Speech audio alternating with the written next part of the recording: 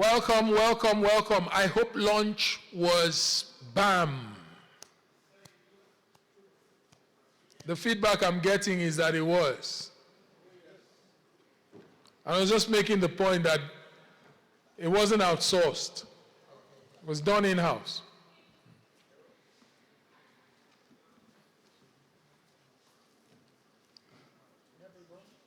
So when we talk food and nutrition security, we're not just faffing around. How many people here know, I just want to find out, how many of us know the meaning of Asiwaju? Leading up front, right? Aha. So as it relates to food and nutrition security, you would know that we're leading from the front end. Mm-hmm. If there is anyone outside at this point in time having a conversation, doing one thing or the other, you're in the wrong place, you're doing the wrong thing. We want to reconvene. The panel is as good as made up here. Who's missing? Okay, let me check. Engineer Cunningham. Present. Mr. Roland Oro, present. Mr. Olayinka Majokodumi, present. Alhaji Sharif Balogun. Aha! Now we've caught the man, the culprit is up. Can the FACAN president, who doubles as the president of the Nigeria-American Chamber of Commerce, find his way into the hall now? Those who know him, please. I mean, the two professors. Please, that's the task force we're setting on him. So, distinguished ladies and gentlemen, as you return from lunch, the session that would engage us for the last lap of today's activities is one that is really, really interesting. And like we always do, the panel is star-studded. Yes! I always trust Professor Toromade. Yes, you are. Brought in alive. All right then, so ladies and gentlemen, my panel is constituted. This session basically is about to commence. Where are the presidents? Yes, I see Alhaji Bulama.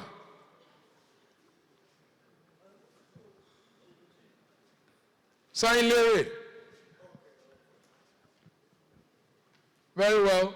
Okay, so we're going to just get started. Engineer Cunningham, please. Over to you.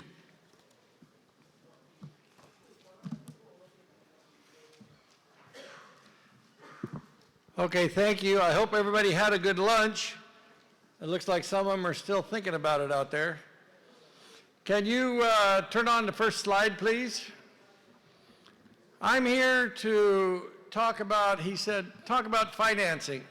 Well, everybody else talks about the big projects, about this, how am I going to see the bankers, what projects, and then you talk about the small-scale farmer.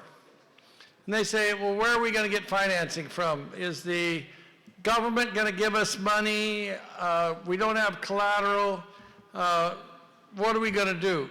Can we go into big groups and figure out a way to form cooperatives and try to find financing that way?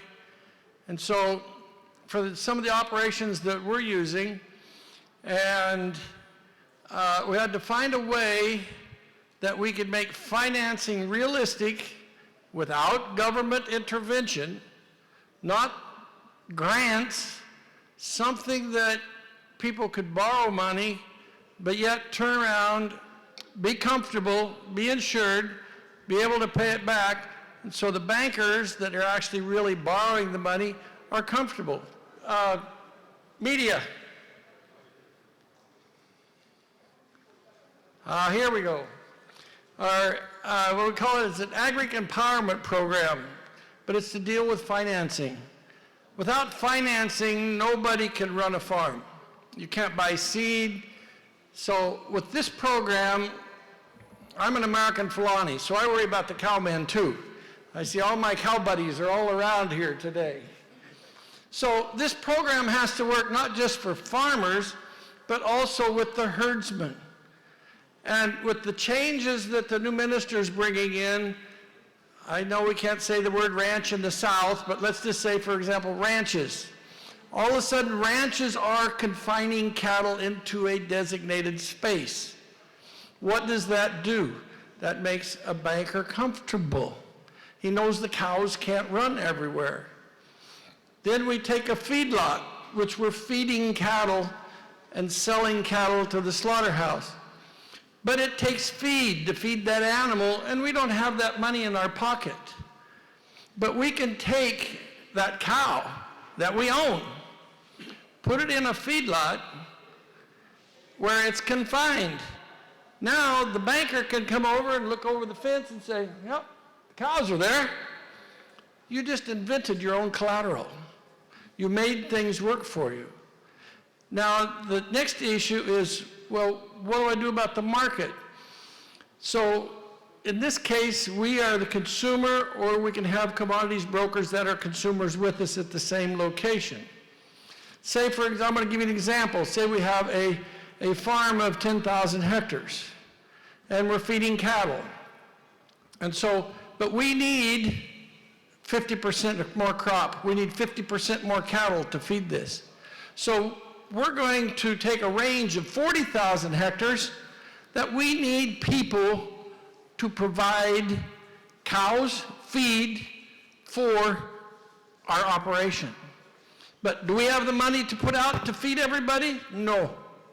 Is the government going to give you money? No. So why don't we figure out a way to make it work? Not only that, we need some, whoa, back up. We ain't done yet.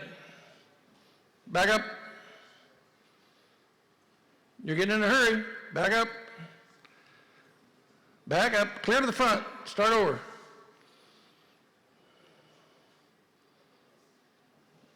Back up. Back. Back. You're at the end. Go to the other way. The beginning, please. It's called reverse. There we go. Okay. So in this scenario, we have to involve everybody. So we got bankers, we got commodities brokers, we got farm equipment suppliers, equipment rental suppliers, inputs, our piece, and the most important piece is our farmer or our rancher. Next. So the other thing I forgot to mention is insurance. Insurance is a vital part today. So the other piece is extension service. So in order to make this thing work, next, we start off if we have the bank. Bank has the money. With the new B of O bank program out there, they got capitalized. They have money that they can loan to farmers and ranchers on a small scale. I'm talking about for 2 hectares, 4 hectares, 10 cows, 100 cows. You don't have to have 10,000 hectares. Then we have the commodities broker or the consumer. That's who will buy the product. Then we have the agri input companies. Those are the ones that will supply, if it's the cow people, they'll provide feed. If it's the farmers, they'll provide seed, they'll provide fertilizer. Then we have the farmer, which the farmer or the rancher is everything. He's the one that's giving you the product that everybody else is going to make money off of. But to make this happen, we need the extension service. We need them to verify that you are real. If you say you have 2 cows, then he's got to go verify that you have 2 cows and report it back to the database so everybody in the chain knows that you're real. Then we have insurance, in case of the rain and anything else, and bugs and pests and the whole 9 yards. Our equipment companies. Then last is the market or the commodities person. Next. So here's how that we make it work. The farmer, I'm sorry I put farmers on here, but it's farmers or cattlemen, one of the two. I'm not leaving you guys out, okay? So the first thing you do is we have an administration company that handles this whole package for us as the company. The farmer or the herdsman goes in and registers, and he says, this is my location, and especially with herdsmen, like I say, in the future, it's coming. If your cows are in a pen or in a pasture, they're a lot more for collateral than if you say, well, I'm running 5 states. The cows walk off a lot that way. So those are things to think about. The farmers, the farmer will come in and register and say, I got 2 hectares, I'm going to raise corn, I'm going to raise cowpea, whatever I'm going to raise, they'll put that in there. Then his registration form will move over to the Extension Service. The Extension Service will go out and verify. They will check him to make sure he's real. They'll ask all the neighbors around and find out, did he raise a crop last year? Is he a real farmer? Can he really do the job? So there are people that will be in the field. Is he going to go check out and find out how many cows you got? And are they identified? Do they have a tag? Are they branded? Are they identified? They will take that verification slip and load that into the database. Now, everybody that's involved will know that information without having to re-ask. So then they say, okay, I need to figure out a way to make money. So he will go to the commodities broker, which can be the purchaser, or it can be, we can have 5 commodities brokers, it doesn't matter who. And he say, I will give you 200,000 a ton for your 4 hectares of corn. And you'll have a set price at that day. Now we are controlling the price. We know exactly how much we're getting for our crop the day we sign the contract. That's called a forward contract. That forward contract is as good as gold. So now we've proven you can do it. Now we have a contract that says, as the panel last time was talking, they said if you got a bag of corn, that's collateral. Well, we got an empty bag of corn, but we're going to fill it so it's still collateral with a forward contract because we have a price no matter what. Our only risk is if we raise the crop, which we have insurance on. So then once we take this forward contract, we take it to the financing and insurance. We get insurance and we go to the bank and we say, Mr. Banker, I personally am borrowing this money. It's not a cooperative. It's not nobody else. It's me. So now the farmer or the rancher is borrowing the money himself. He knows it. It's not a free program. It's not a grant. It's nothing else. It's business. We're bringing all the farmers and ranchers into business. Now, once he says, okay, you got your forward contract? Yes.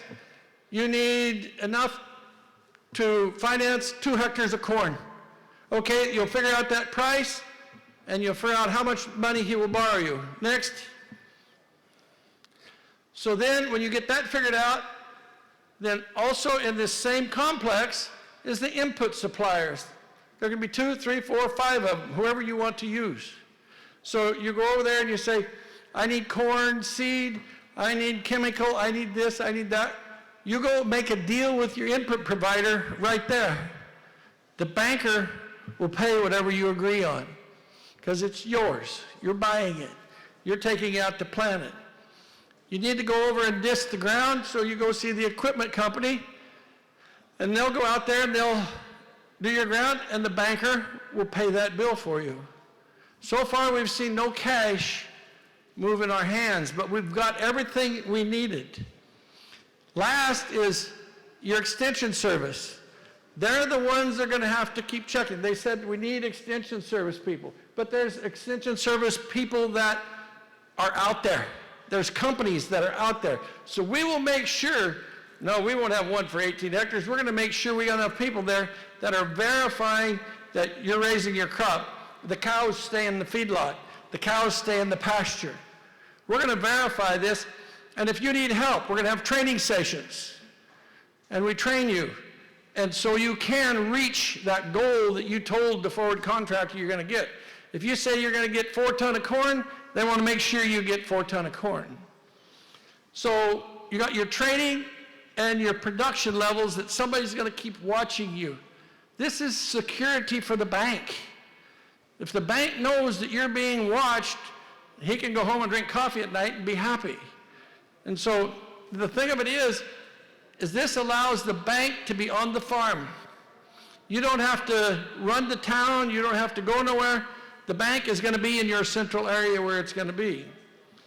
Then it comes time when everything's ready to go. Whether the cattle are fat and ready to sell or slaughter, or the corn is ready to bring in from harvest, you'll harvest the crop, you'll bring it into the commodities broker, you already have your price set. The only difference is how much did you bring in. You bring it in, you can sell the value of what you have on your forward contract.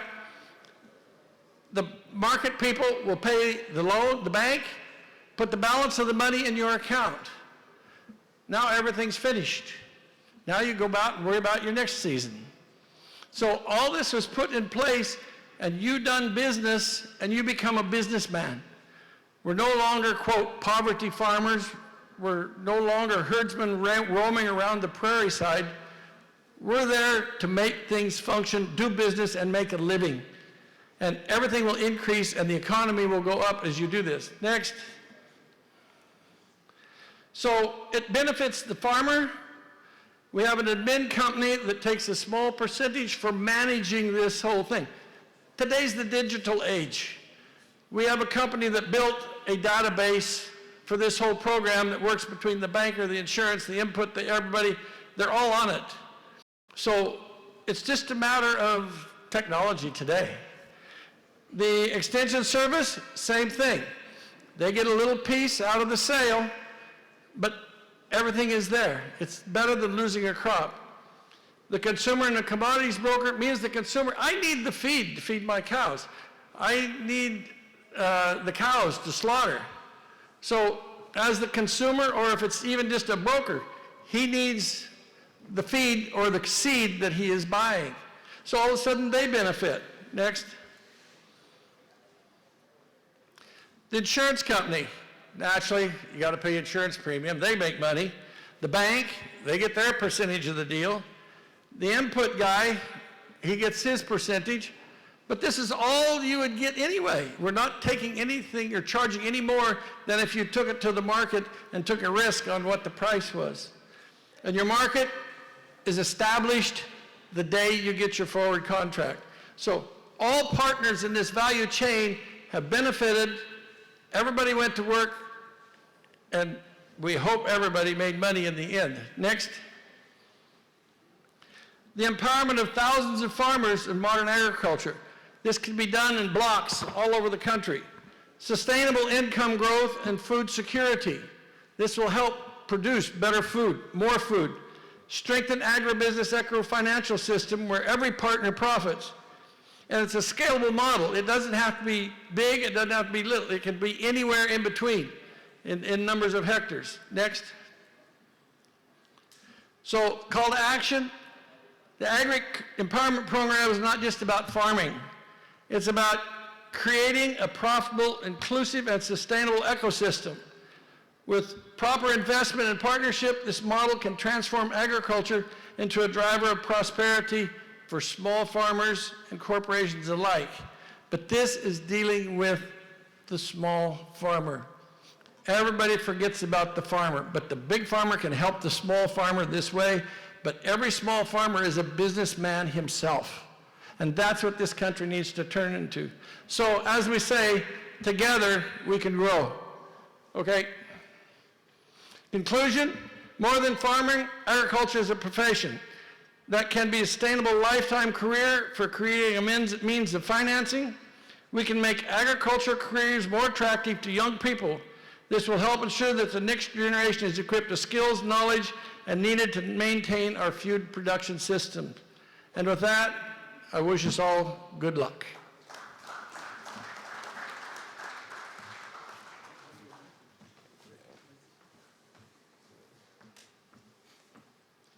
Once more, a resounding round of applause for Engineer Jerry Konya. Thank you so much, sir.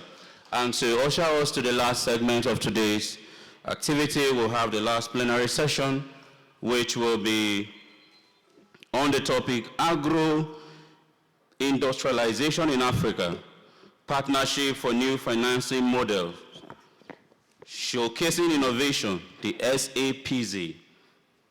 And to help us as our facilitator for tonight will be Mr. Roland Oro, the Managing Director, Commodities Development Initiative, Abuja. Please a round of applause for him. Our panelists we'll have Mr. Olayinka Majakudumi. He's a partner, Boston Consulting Group. A round of applause, please. Thank you, sir. We also have Dr. Olumide Ojo, the Strategy Director, UK Aid PropCom Plus. A round of applause. We've got Alhaji Sharif Balogun, the President, Federation of Agricultural Commodity Association of Nigeria. A round of applause. And joining us tonight virtually on this program will be Ilyasu Ishak, the Robust International Commodities Limited, Yamoussoukro, Cote d'Ivoire. A round of applause, please. I'll now hand the microphone over to the facilitator, Mr. Roland Oro. All right, thank you very much. Thank you, MC, and good evening, everyone. All right, my panelists, thank you so much for joining us today. We're going to make it short and sweet. Do we agree to that? I mean, time is fast spent so that we can round up and then go and do other things. See, the purpose of this session really is to come out with 3 or 4 innovative ideas how we can mobilize financing to accelerate Africa's agricultural value chains and drive industrialization. Let me tell you the significance of this. Cocoa, let's take one of the commodities, cocoa beans, all right? Cocoa beans and the chocolate value chain. At the base of it, you have cocoa beans, right? Am I correct? Yes. Please, I want us to make it as interactive as possible, okay? Cocoa beans is the foundation of the chocolate industry. The value of that segment is about $15, $16, $17 billion every year, tradable value. Now, when you move up the supply chain, when you add value, when you look at the other ancillary and associated services that goes into the industry to make chocolates and other consumables, you're talking about almost $500 billion. So Africa must move, we must optimize primary production, and then move up in the supply chain, add value, and move up, and create wealth so that we can participate in the whole entire supply chain. We're happy today to have a robust team on this panel. I mean, the people here are they are thought leaders in their segments, in their areas. So we're going to harvest their thoughts as we prepare for Des Moines, as we prepare for, the event, the World Food Program, World Food Prize. We want to go with some position, with some initiative, with some ideas that can help us make a case for Africa's agro-industrialization. And the special agro-industrial processing zones are a case study. It's a pilot that we're showcasing, and we're going to talk about it today. So without much ado, gentlemen, I'm going to launch into the conversation. So we'll go around, and then we'll also, allow the audience to also participate, so that we can harvest some thoughts and ideas from the audience, because there's a couple of people with ideas, experience over the years that we can harvest from. Is that a good plan? Yeah, all right. So I would like to call on, maybe we'll just quickly introduce, we'll just go around, okay? I'll open this session with just maybe 1 or 2 questions, and then I I'll just call on maybe two persons. The Boston guy from Boston Consulting, So tell us, what's your perception of the special agro-industrial processing zone? What do you think, do you see it as capable of helping to really mobilize? I mean, you're doing something on cassava, right?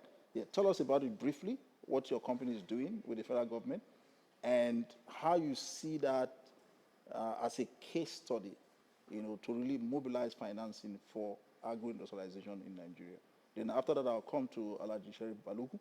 Balogun, you sit on a very important seat. You head the Association of Community Associations. I'll come to you after the intervention from Samaje Kudom. Yeah, over to you, sir. Yeah, thank you very much, and good afternoon, everybody. And it's a pleasure to be discussing with you all today. My name is Olayin Kamajakodomi. I am part of the Nigeria Cassava Investment Accelerator Initiative. It's an initiative that is led by the Lagos Business School and working very collaboratively with the government of Nigeria. And the mandate is simple. It's to unlock investments into the cassava value chain as a lens to catalyze industrialization of that value chain, as well as to unlock economic value to the country at large, but more importantly to small-scale or smallholder farmers in terms of productivity and income. The interesting thing about the Nigeria Cassava Investment Accelerator that could be a learning for the SAPZs is that it's a very innovative approach where the investment accelerator acts as an orchestrator. As we know, the agri landscape, and in the case cassava landscape, can be fragmented, and whether it's on the production side or on the processing side. Now, what the NCI does, one, is to scan the landscape and identify high-impact opportunities. So these are processors, either brownfield or greenfield, who have fairly developed value chains and opportunities. We work with them to clearly articulate the investable opportunities that they have. So that's one. And off of that, the NCI has built a pipeline of robust projects that investors can invest in. The second thing the NCI does that's innovative is actually to work with these, in this case, processors, to enable them to be investment ready. Because as we heard during the earlier platform, it's not an absence of funding. It's actually a mismatch of funding where available funding pools are not matching what the processors ideally would want or what the farmers and producers want. And so one of the things we do as the NCI is to work hand in hand with the processors to help them fulfill some of the requirements that will enable them access and unlock available funding pools.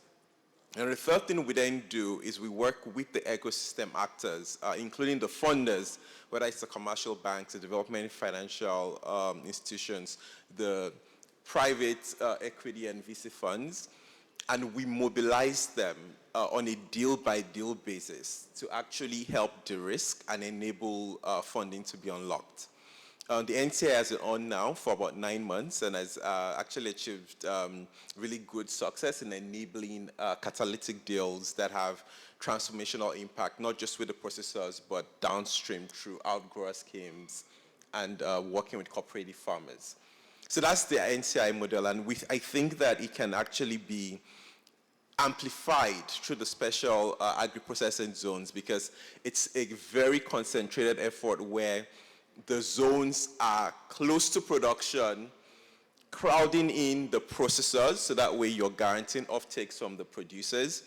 You're able to factor in and design the right funding mechanisms, the right partnerships, and in that way, the SAPZs can help unlock value across the full chain. So I think that orchestration can be truly transformative to driving industrialization. Thank you so much, Mr. Madokumi, for telling us what you guys are doing at the National Cassava Investment Accelerator. So let me come to Sheriff Balogun. I mean, we know that the financing gap in Africa is about, somebody estimated about $33 billion.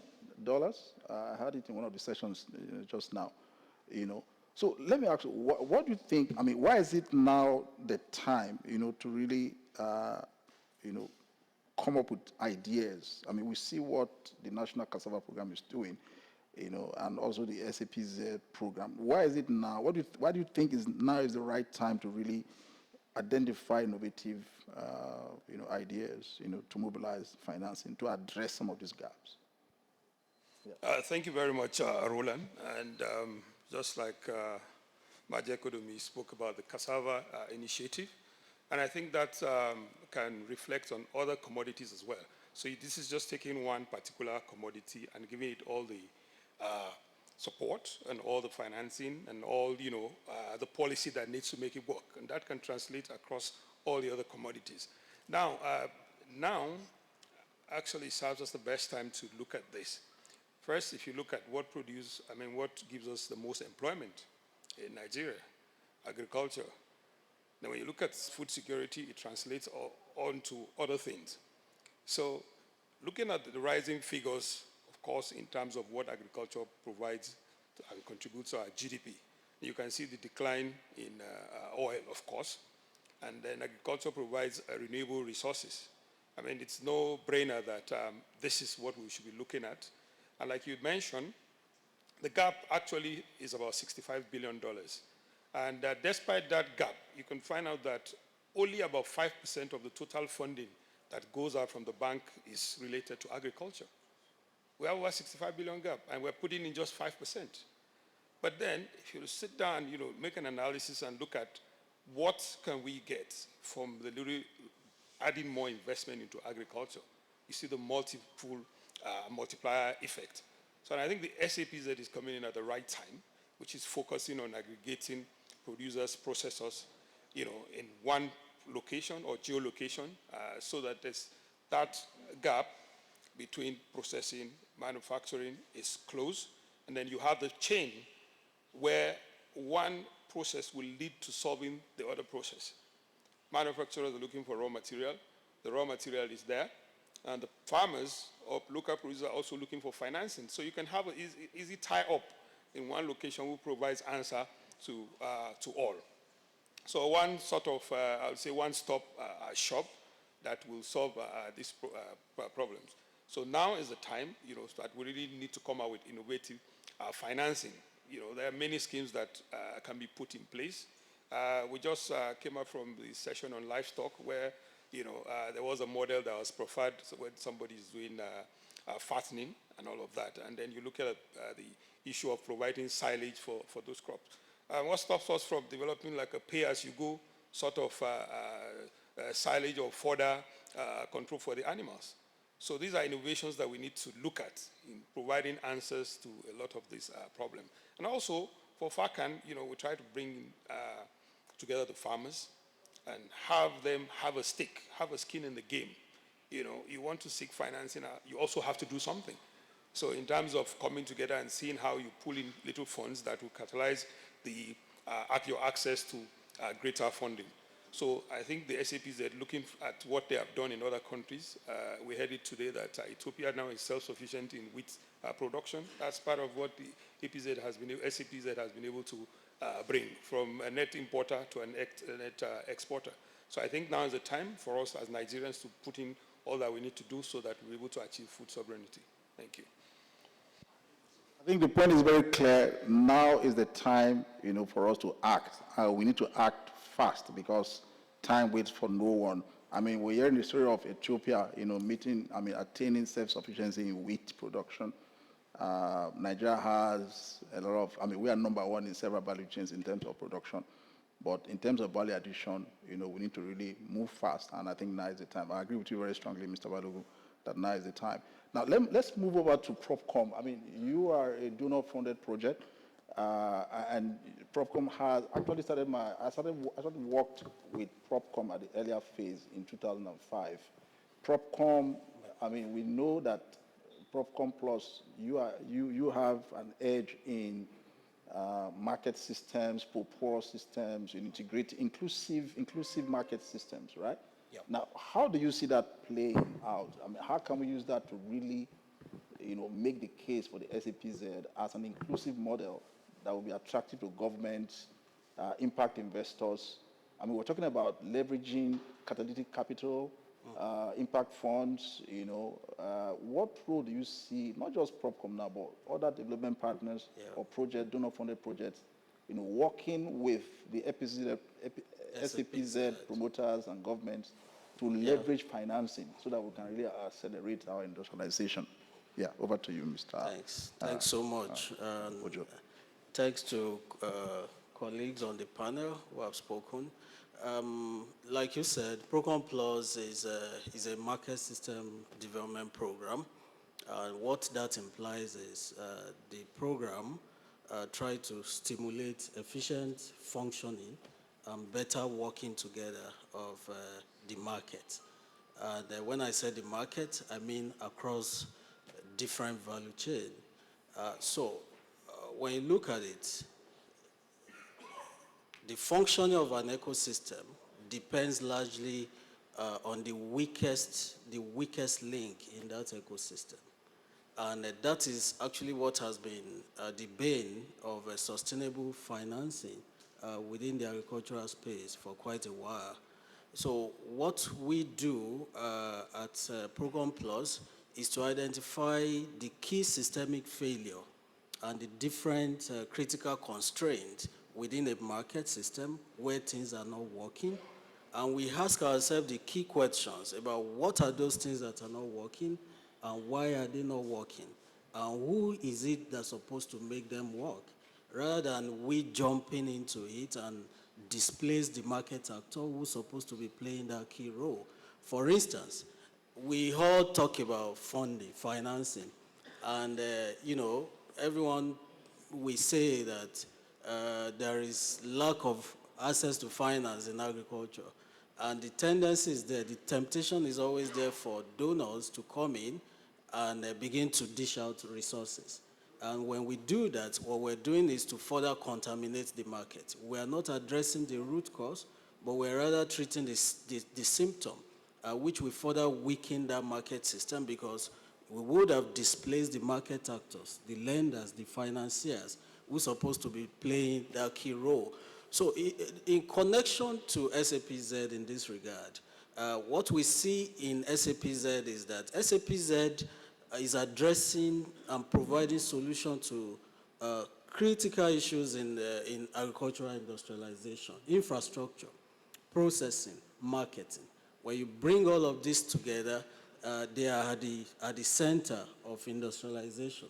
And until we achieve industrialization in agriculture, the challenges will still remain. Now, when we bring the key issues of infrastructure, processing, and marketing together, which SAPZ is doing, development programs can come in to provide some sort of catalytic funding or provide some sort of system-enabling mechanism that will make these three pillars to work more closely together to deliver results. And in terms of sustainability in this regard now, I will actually be thinking that the SAPZ model, which is quite interesting, and impactful as well, should be democratized. What I mean by democratizing it is, let's get it copy and pasted down to the last mile. So we have the SAPZ, which is an aggregation of infrastructure, processing, the processing ecosystem, the market, and when we have all these, three, finance will come in there, insurance will come in there, logistics will come in there. Now, if we find a way to kind of create some smaller prototype of SAPZ and paste them in local areas, at the local government level, for instance. Imagine if we have each of the 774 local governments in Nigeria having just one agro-based industry, creating jobs, turning raw materials, adding value to raw materials, like you said, because the profit progression from primary production to marketing is quite disproportionate. And if we stay at the level of primary production, which is largely what is happening in the rural area, poverty will remain endemic. So that kind of systemic issue is what Program Plus look at, come forward to profile some solution to. So, and the way we do it also is to, is to bring in innovation. Innovation through piloting of different models, things that ordinarily market actors wouldn't want to do. They didn't want to risk their resources to doing it. Program Plus can come in to provide some initial de-risking in that regard. If I do justice to your question, Roland. Yeah. I hear you very strongly. I mean, so let the SAPZ concept take root, and then we use that model, copy, paste it, and take it down to local level, community level. So we have a broad base and scalable approach. And then, of course, we achieve agro, industrialization through that process. I think that's a very strong takeaway. All right, I will come back to the panelists to take your last words. But let's take thoughts from the audience. I'm sure some of us have comments, questions, Yes. Oh, yes. So, I mean, let's not forget our colleague, Mr. Ishak, who is online. Yes, please tell us, let's meet you and tell us how you are working in Cote d'Ivoire and how the SAPZ concept, how you see us, using it, working there, and then in the light of the, the Africa Free Trade, area, how do you see this concept, promoting regional trade? Thank you. Yeah, so good evening, everyone. I hope I'm very much audible. Can you confirm you can hear me, right? Yes, we can hear you very well. Please go ahead. Okay, thank you very much. So thanks, Roland, for your question. And let me start by apologizing for my inability to be physically present together with you. As you may know, I'm currently in Abidjan, Yamoussoukro, actually, in Cote d'Ivoire. I would have loved to be with you, but due to some travel disruption that has prevented me from being able to be with you. So pardon me by joining virtually and contributing to this insightful discussion virtually. To answer your questions, SAPZ is really, really a game changer in effort to industrialize Africa's agriculture sector. I think we need not to talk about the importance of SAPZ because that has been demonstrated already. If we take countries like Ethiopia, I think two among the three panelists made reference to Ethiopia achieving self-sufficiency in wheat, thanks to SAPZ that was implemented in Ethiopia. So this is something we can very much agree with. SAPZ being a game changer, being a driver in industrializing Africa's agriculture sector. And Cote d'Ivoire also is a country that, implemented SAPZ also with the support of African Development Bank. And it has created an enabling environment for industry players from processor organizations like myself to primary producers, service providers to work together collaboratively in harnessing the potential of the agricultural sector, giving emphasis and focus on value addition, industrialization, and livelihood enhancement of smallholder farmers. So I believe Nigeria, SAPZ in Nigeria can very much learn from the similar project that has been implemented in Ethiopia at the same time in Cote d'Ivoire by having the players work collaboratively together. In Cote d'Ivoire, for instance, you have strong corporate organizations, farmer corporate organizations that are well regulated, well coordinated, well monitored, and well supervised. That has enabled that cooperative to attract better support because we are talking about financing. One of the key factor of the driving financing to every sector or to every institutional organization is the structure they have. One of the challenges why financing seems to be very difficult in Africa at the first level, and specifically in Nigeria, where financing in Nigeria is even more difficult than in other African regions, is because of lack of an efficient structure. A lender will be very much happy and willing to support or to provide financing to organizations and institutions with a better structure, because that is one of the comforting factor that that financier will look at. So we can learn from countries like Cote d'Ivoire, countries like Ghana, countries like Ethiopia also, where they have is well-structured farmer cooperative organizations. We do have cooperative organizations in Nigeria, of course. I'm a member of a couple of them, and we do have community association as well. My president is right there in the panelists, Letitia Balloon. But we can all agree to say that we do not really have a mechanism of supervising and regulating the activities of some of these cooperatives that we have, as well as even some farmer associations that we have. So that is affecting our ability to attract financing. But I believe SAPZ can equally, support in enhancing that.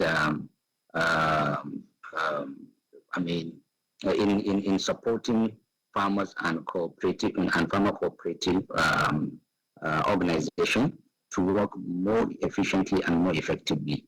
SAPZ is an all-local of financing, not just for the farmers as well, even for social organization, because SAPZ is providing the enabling environment for agricultural industrialization, putting the necessary infrastructure to drive value addition, processing, export, as Dr. Ojo have mentioned, the three aspects, which is the production, the processing, as well as the marketing. When you have these three things in place, financing becomes a lot more easier. The president made reference, inform us that the financing gap is even higher than 33 billion, mentioned around 65 billion. This financing, as we may know, is very much available. The only challenge is how can we unlock it? How can we, ensure to harness the financing? But we can all agree to say that these funds are available. These funds can be are very much available, and the funds are within our reach, but we are not able to attract this funding because of lack of our structure. So we should leverage SAPZ into putting the necessary structure that we need to drive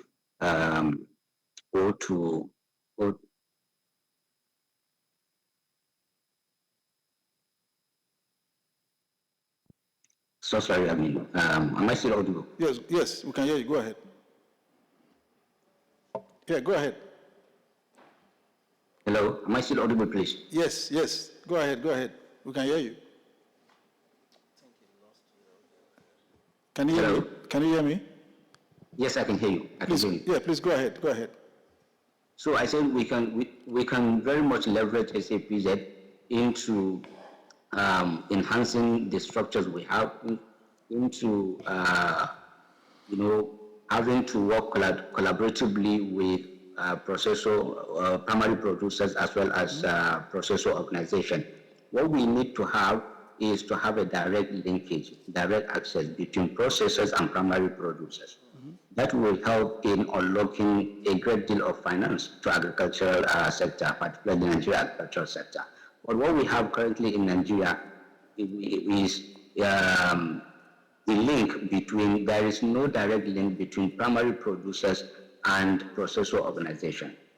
As Roland have mentioned in his opening remarks, Nigeria is actually leading in production of a number of agro-commodities. But even in the commodities that we are actually leading, we are not even harnessing the full potential, or rather our full potential in the production of such commodities. We are basically leading in the production of such commodities because of the size of the land that we cultivate. So it's not really a discussion of productivity, but a discussion of having larger,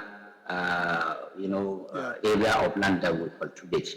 Yeah. So, but I believe SAPZ, as a special agro-industrial processing zone, which is here to support industrialization, value addition, and based on the current structure, is working with both process organization as well as primary producers. I think by creating or establishing a direct link between primary producers and processor organization, we can be able to unlock a great deal of financing that can go in supporting our agricultural sector. Yeah.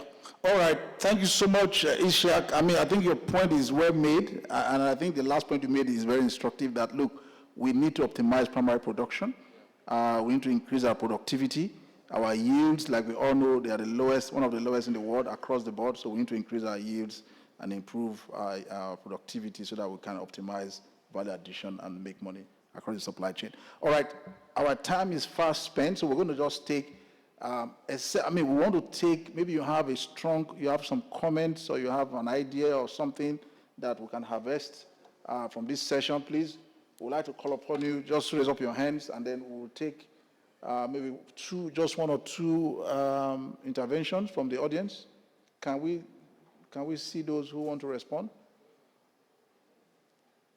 Right? Sorry? Just one. Okay, yes. I'm being told that we just need just one.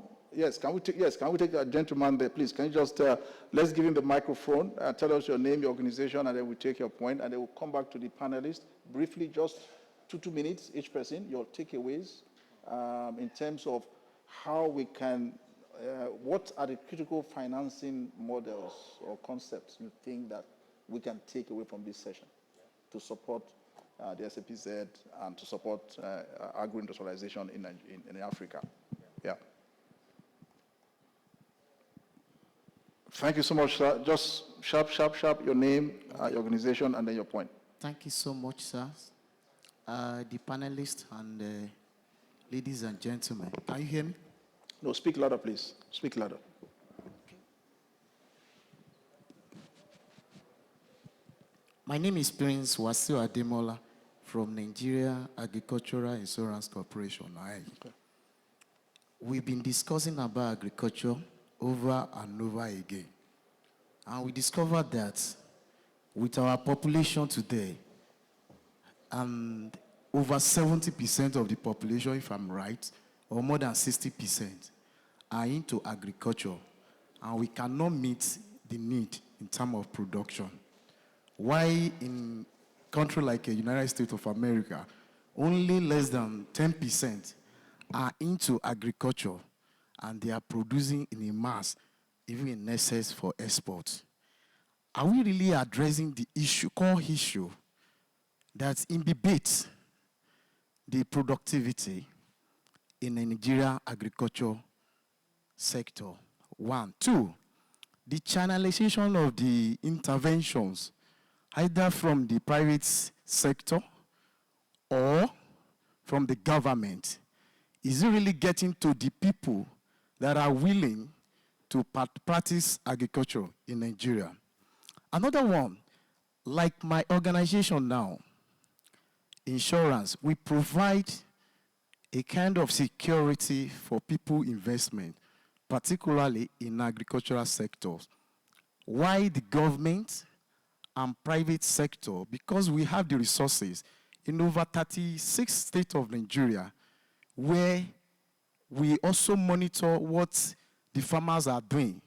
Before we can, sell a policy to you, We need to do pre-insurance. We'll visit the site. We want to know maybe you have the farm or not. So, which means that we have first-class information because we are dealing with farmer directly. Why can't government, as a government institution like it is, why can't they even channel so that we can secure source intervention, ensure that we make use of it and maximize the production in Nigeria? Thank you so much. All right, thank you so much. Who wants to go, who wants to take or respond to this? Maybe Mr. Sheriff, you want to respond? I mean, you are on the ground, you know, you're an actor in the supply. I mean, you oversee over 70 value chains. You want to respond to that quickly? I'll attempt to say something here because he did mention that in the U.S., only a very small percentage of farmers are growing. Well, you know, for every country, you pass through a stage of development. Where we are now, 90% of our farmers are small-scale or subsistence farmers, you know, farming on land of less than 1 hectare. So there's a number of reforms that needs to be in place. But if you look at it, it's a catch-22 situation. You need financing, you need the land, access to land. How do you get that land? You need money to be able to purchase the land. But there was the purchasing power of even the farmers.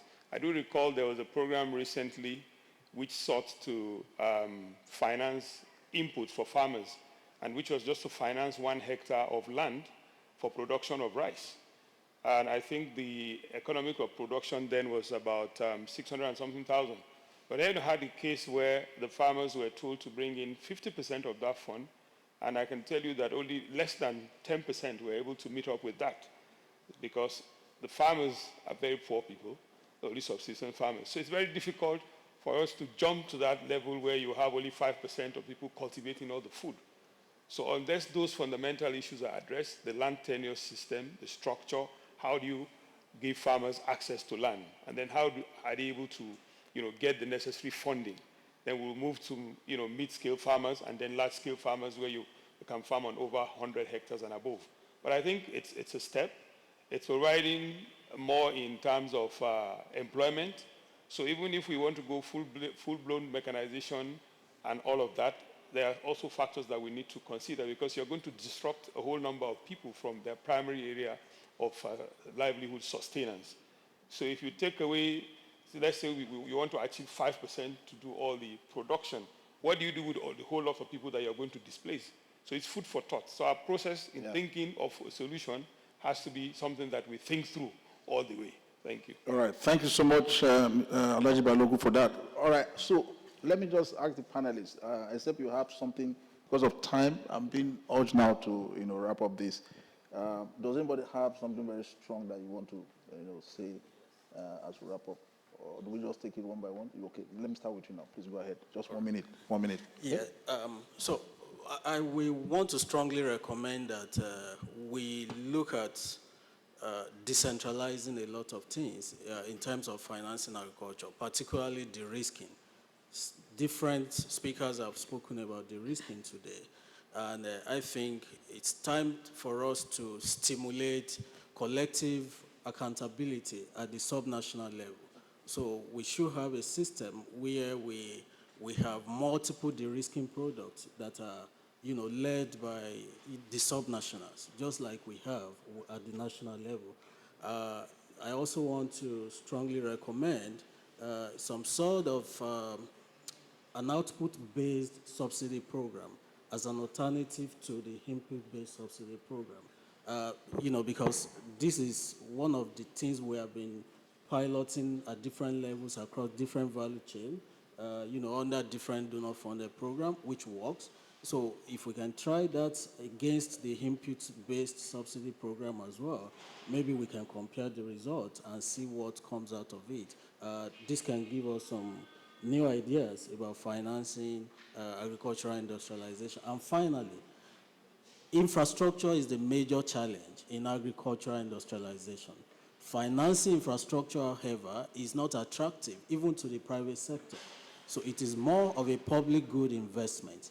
But what can we do possibly to create like a public partnership, a public-private partnership framework for agricultural infrastructure investment?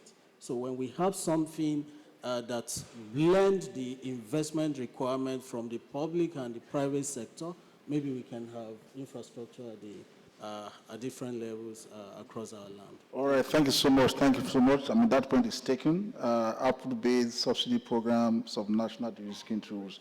All right, over to you, Mr. Ojo. Okay. All right. Sorry. Yes, maybe three things to add and not to repeat, Mr. Ojo. I think one is that it's important to crowd in private sector financing into the SAP zones, right? And the way to do it is to set them up in a way that they clearly demonstrate that the investments have been de-risked, whether it's through the infrastructure that's set up or through the clustering of the smallholder farmers for easy aggregation. But that de-risking needs to be factored into the design of the SAPZs. The second thing is we shouldn't forget inclusivity. And so as we think about the concessions for the SAPZ, it's important that inclusive parameters and metrics are embedded into those concessions and incentives that are given to people that are brought on board. And not to overflog the issue, the financing architecture around the SAPZ designs need to be fit for purpose, fit for the value chains that are relevant at the different subnational levels, whether it's for the production side or processing side. And then my final thought is it all boils down to implementation. And so the governance and the administration of the SAPZs needs to be pretty hands-on to make sure that they are carrying the right ecosystem actors along and co-shaping the design for the SAPZs at the different subnational levels. Thank you. Thank you. Over to Alaji Balogun. Yes, thank you. I think for me, my take will be to overflog the issue of infrastructure. Because if we take care of infrastructure, I think even just from the post-harvest loss that we have a situation where about 40 to 50% post-harvest loss will be taken care of. Roads, cold chain system, warehouses, and then primary processing. If we can, take care of that infrastructure, I think it will be a big leap. And then secondly, I think we ought to be thinking about secondary zones, apart from the SAPZ, secondary zones, that will also be feeding into that SAPZ zone, where you have a situation where it's saturated, but what about surrounding areas also? We can have those zones that will become a feeder into the SAPZ. That's my take. All right, thank you so much. I think a lot of points. I'm sure there are note takers somewhere for this session, but I took away some key points. I'll just highlight them as we begin to wrap up. Roland, if I may. Sorry? Oh, please, I'm very sorry. Yeah, let's take you. Just 30 seconds, 1 minute. Yeah. Please go ahead. So I think this is one of the downside of running a session like this virtually. People get to forget you are there. So I want to just buttress on 2 points. I think I will agree with what the Majedo mentioned about. Inclusivity is very important. And I want to focus on financing also. Yes, the zones are there, but I remember last year when the African Investment Forum in Morocco, the immediate past president of the AFDB mentioned that AFDB will put aside about $200 million to support tenants in the SAPZ. I think this is very important because it will enhance the players' capability into utilizing the zones, and it will support in ensuring inclusivity. So I think we also need to look at at our financing architecture. Right now in Nigeria, the finance architecture we have is not supporting medium and small scale agro processors in the country. So we really need to design a tailored financing intervention that will support the tenant in the SAPZ. I believe this will enhance utilization of the zones, so that we will not end up, having the zones and eventually not been fully utilized by the players. Yeah. Thank you. All right, thank you so much. Thank you, good point, good point. All right, just 1 minute to wrap up the whole, just to summarize the points. I like the idea of this sector-specific investment mobilization. You're crowding in private financing by looking at sector coordination, identifying high-impact investors and supporting them, to access funding, which is what the Cassava program is doing. I think we need to replicate that across several value chains. I also like the idea of secondary zones feeding into the main zones. And I want to challenge FACAN because, look, if you ask me, those who are most qualified to operate, to be tenants in these zones are trading companies. They understand the procurement of raw materials. So if they can be incentivized, assisted to prepare their documentation so that they can move up the supply chain from just trading to backward integration, they can set up, they can move both ways, backward or forward, okay? They can set up processing, and then they can also procure raw materials from their already established contacts in the supply chain. Okay, I think the other important point is the subnational de-risking tools, which Ojo, we should mention. I think it's critical. We should go beyond federal to go down to the subnationals, even local councils, which we all know they will be getting a lot of funding very soon with this new system. That's going to take place. So I think a lot has been said here today. I'm sure we've taken down, gotten a lot of ideas. So let's go home and reflect on these points, and then let's go to work with some of these ideas. Thank you so much, the panelists. Thank you, audience, for your participation. Yeah, thank you so much, Thank everyone. you so much. Yes, a huge round of applause for all of our speakers tonight. Thank you so much for your contribution. Before I invite my director and coordinator to wrap up and give us the highlights of this event, Mr. Richard Mark Mbaram, I would like to quickly inform. We were supposed to have a feedback from the breakout session we had earlier, but we didn't have that, so we are going to have that tomorrow morning. That will be our first agenda as our recap for tomorrow. So please be informed. Let's come early so that we can begin early and carry on properly. Thank you so much. God bless you.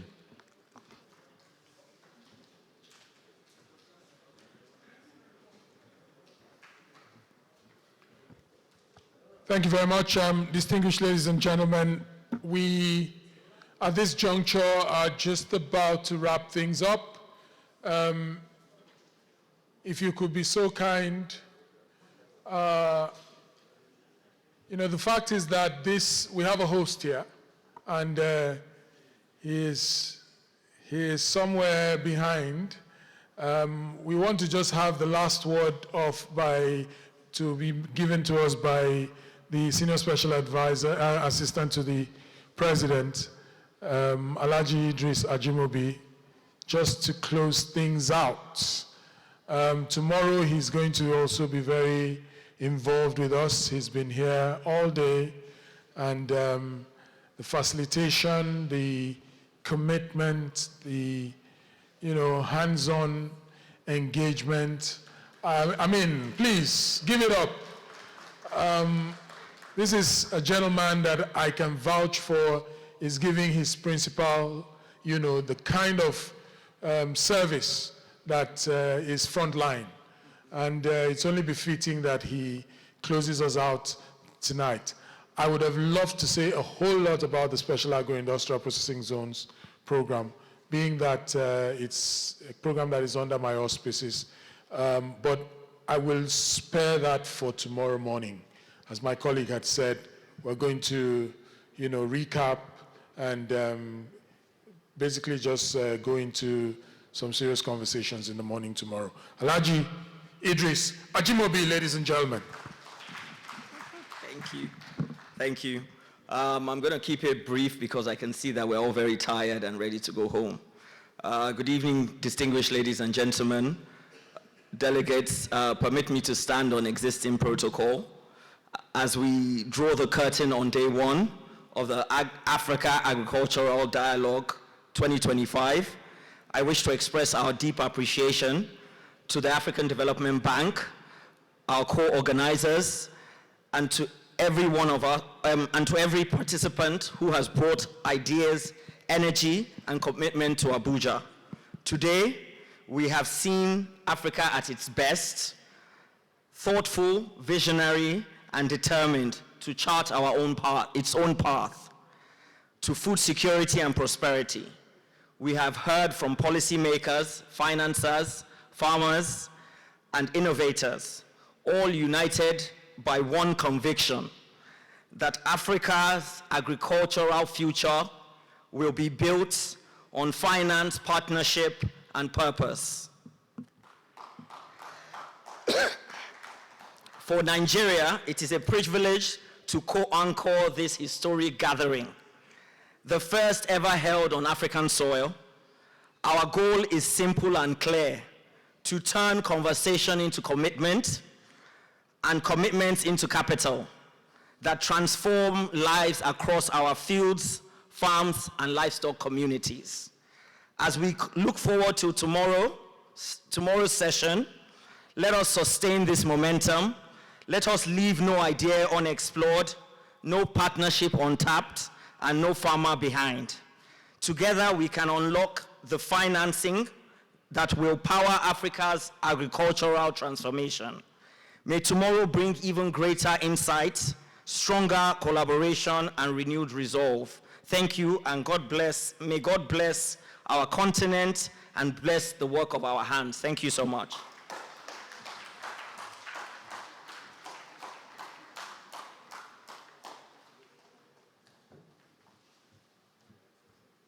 Ladies and gentlemen, I think he deserves a standing ovation. You know why? I just told this guy about this just here, and Honorable Ajimobi, I mean, there are some words on the marble that you've just uttered here that it beats me silly. If I didn't know that I just threw this on you, I would have said, okay, the guy had, it's premeditated and stuff, but it's spur of the moment.